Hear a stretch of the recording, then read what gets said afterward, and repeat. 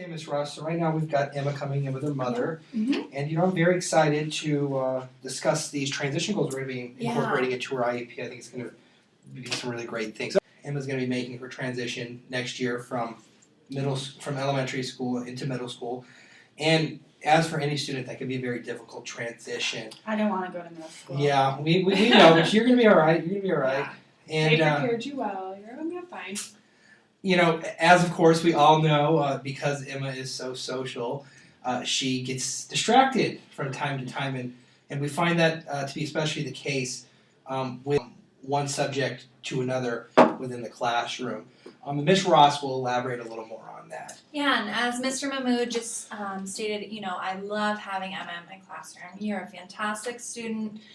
She's a hard worker, and I really appreciate all the hard work she puts into all of her assignments. And with transitioning to middle school, there are some concerns that I have that I see in my classroom with her, and we've talked about them before, Emma. Just from subject to subject, some anxiety. She, tends to get a little freaked out about going from one subject to another.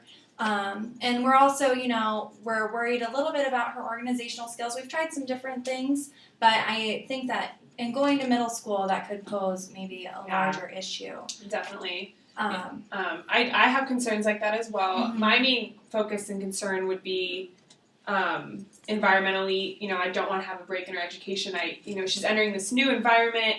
New children. Right. New teachers. New programs, and I just want to make sure that there's no break, and she's still going to be focused on what she's at school to do. Not only do that, and also making new friends. There's going to be a lot of new children, and that's exciting. And I want to make sure that that's a focus of ours, and making sure. But making friends has never been a problem for Emma, so I'm not worried about that as much as I am making sure that she is on point with her learning and the goals we've set previously, and continuing those and making new ones. Well, I'm really glad that you brought that up, Ms. Tracy, and that's why we've created a few transition goals to, maybe work on now to help Emma with her transition from elementary to middle school. To make it a little easier. Mm-hmm.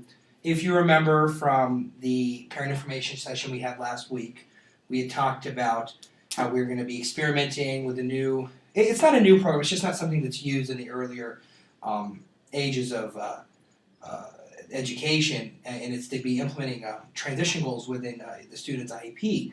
Mm-hmm. And like I said, they're generally only put to use in high school to help with the transition from high school into adulthood or college or wherever they decide to go from high school. But as we said earlier, it is a difficult transition for anybody, not just students within the special education field, to transition from one school to another.